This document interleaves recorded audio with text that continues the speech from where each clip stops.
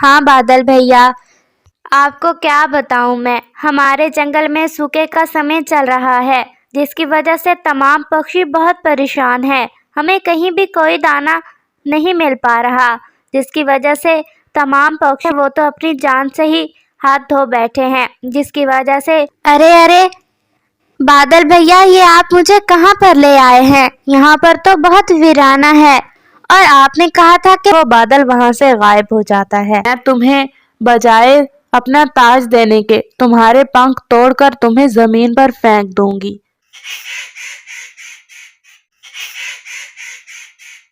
दूर किसी जंगल में सूखे का समय चल रहा था।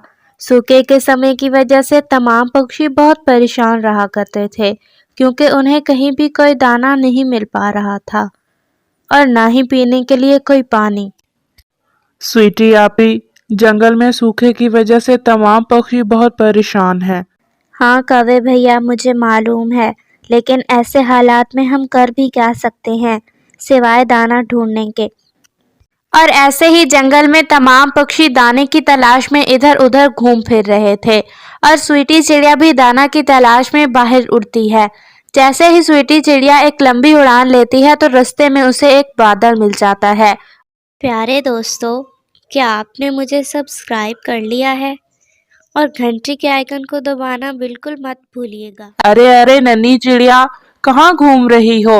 और तुम तो मुझे बहुत उदास दिख रही हो। हाँ बादल भैया, आपको क्या बताऊं मैं। हमारे जंगल में सूखे का समय चल रहा है, जिसकी वजह से तमाम पक्षी बहुत परेशान हैं। हमें कहीं भी कोई दाना नहीं मिल पा रहा, जिसकी वजह से तमाम पक्षी बहुत से पक्षी तो जंगल छोड़ गए और जो मौजूद थे वो तो अपनी जान से ही हाथ धो बैठे हैं, जिसकी वजह से बाकी रहे पक्षी भी बहुत परेशान हैं। अरे चिड़िया, ये तो बहुत परेशानी की बात है, लेकिन तुम परेशान मत हो। मेरे पास तुम्हारे मसले का एक हल है। तुम ऐसा करो कि मेरे साथ चलो। मैं तुम्हें चांद की रानी के पास ले जाता हूँ और मुझे मालूम है कि वो तुम्हारी मदद जरूर करेगी। तुम जब चांद की रानी के पास जाओगी तो उससे उसका ताज मांगना, जो ताज तुम्हारी हर जरूरत पूरी कर देगा। और फिर वो बादल स्वीटी चिड़िया को अपने साथ चांद की रानी के पास लेकर चला जाता है। अरे अरे बादल भैया, ये आप मुझे कहाँ पर ले आए हैं? यहाँ पर तो बहुत वीराना है और आपने कहा था कि मैं तुम्हें चांद की रानी से मिलवाऊंगा, लेकिन मुझे चांद की रानी कहीं नहीं दिख रही। अरे अरे चिड़िया, थोड़ा सा सब्र करो। मैं जा रहा हूँ और मेरे जाने की थोड़ी ही देर बाद चांद की रानी यहाँ पर आ जाएगी। और हाँ, वो जो भी सवाल तुमसे करेगी तुम उसका जवाब अच्छे से सही देना। फिर हो सकता है कि वो तुम्हें अपना ताज दे दे। अगर तुम्हें उसने अपना ताज दे दिया तो तुम्हारी जिंदगी का हर मसला हल हो जाएगा।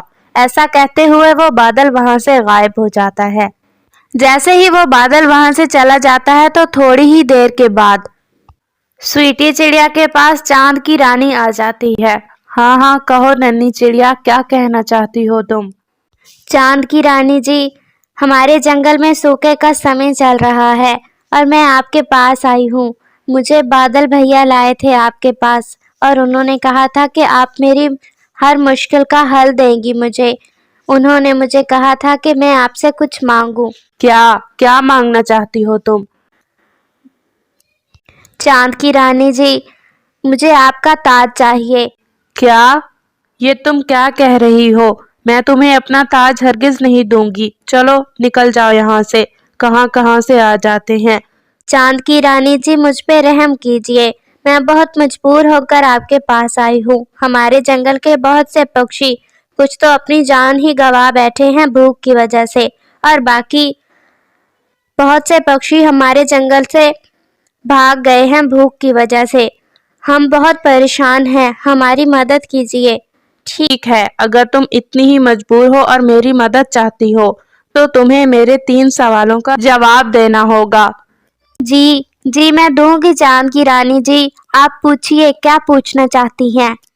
ठीक है, तो तुम मुझे ये बताओ कि अगर हम नीले पानी वाले समंदर में लाल कलर का पत्थर फेंकेंगे तो क्या होगा? अरे अरे चांद की रानी जी, इसका तो बहुत सादा सा जवाब है।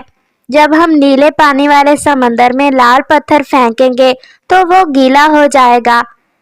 ठीक है, ये तो तुमने बहुत अच्छा जवाब दिया। अब फिर मेरे अगले सवाल का जवाब दो। जी पूछिए चांद की रानी जी, क्या पूछना चाहती हैं आप? वो कौन सी चीज है जो जिंदा हो तो हम जमीन में लगा लेते हैं और जब वो मर जाए तो उसे जमीन से बाहर निकाल लेते हैं? और फिर स्वीटी चिड़िया चांद की रानी के ये सवाल सुनकर बहुत गहरी सोच में डूब जाती है और कुछ सेकंड सोचने के बाद चांद की रानी को जवाब देती है। चांद की रानी जी, इस सवाल का जवाब है पौधा। जब पौधा जिंदा होता है तो हम उसे जमीन में बो देते हैं और जब वो सूखने के बाद मर जाता है तो हम उसे जमीन से बाहर निकाल कर फेंक देते हैं। वाह स्वीटी चिड़िया, बहुत अच्छे। अब अगर तुमने मुझे तीसरे सवाल का जवाब भी सही दिया तो तुम मेरा ताज ले जाओगी, लेकिन अगर तुमने मेरे सवाल का जवाब सही से ना दिया तो मैं तुम्हें बजाय अपना ताज देने के तुम्हारे पंख तोड़कर तुम्हें जमीन पर फेंक दूंगी। जी ठीक है चांद की रानी जी, मैं पूरी कोशिश करूंगी आपके सवाल का जवाब देने की।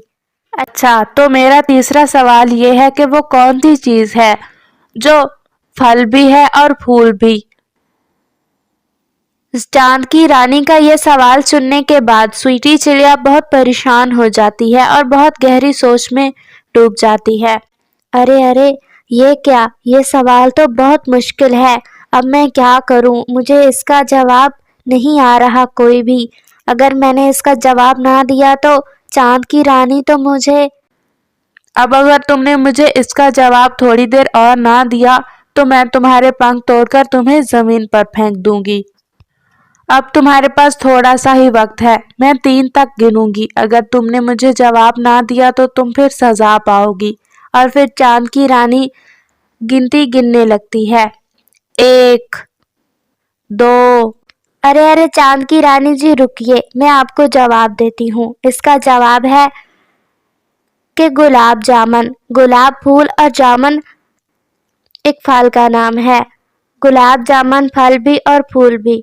शाबाश स्वीटी चिड़िया, तुम बहुत ज़हीन चिड़िया हो। ये लो और ले जाओ, इससे अपनी भी मदद करना और जंगल के तमाम पक्षियों की भी। और फिर स्वीटी चिड़िया चांद की रानी से उसका सुनहरी ताज लेकर अपने जंगल की तरफ आ जाती है।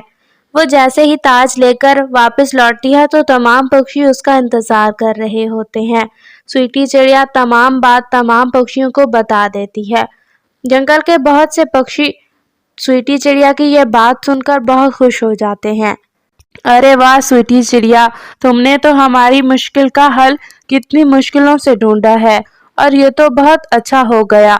स्वीटी जी, मैं इससे अभी इस दाना मांगती हूँ। अरे अरे नहीं नहीं टोनी, तुम नहीं मांगोगी इससे दाना। इससे दाना मैं मांगूंगी और जंगल के तमाम पक्षियों के लिए। और फिर स्वीटी चिड़िया सुनहरी ताज से कहती है, सुनहरी ताज जी, जंगल के तमाम पक्षियों के लिए हमारे जंगल में सूखे का समय खत्म होने तक का दाना दे दीजिए।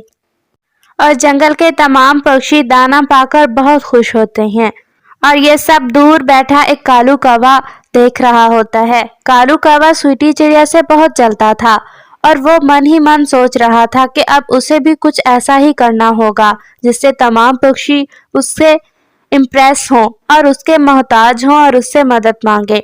अरे स्वीटी चिड़िया चांद पर गई है और मुझे जैसे तैसे कर कर अब सूरज पर जाना होगा ताकि मेरे पास भी कोई शक्ति आ जाए। सूरज तो चांद से भी ज्यादा बड़ा होता है और उसके पास तो बहुत शक्ति होती है। मैं कुछ ऐसा करता हूँ जिससे चांद से ज्यादा सूरज से कुछ पा सकूं और मैं जंगल के तमाम पक्षियों को अपने मतहत कर सकूं। फिर क्या था, कालू कौवा बगैर सोचे समझे और किसी से मशवरा किए सूरज की तरफ उड़ने लगता है। वो उड़ते उड़ते सूरज के करीब पहुंच जाता है। सूरज की तपिश बहुत ज्यादा थी जिसकी वजह से कालू कौवे के पंख और पूंछ जलने लगती है। सूरज की ज्यादा तपिश की वजह से कालू कौवे का जिस्म पूरी तरह से जल जाता है और वो वहीं से नीचे गिर जाता है और मर जाता है।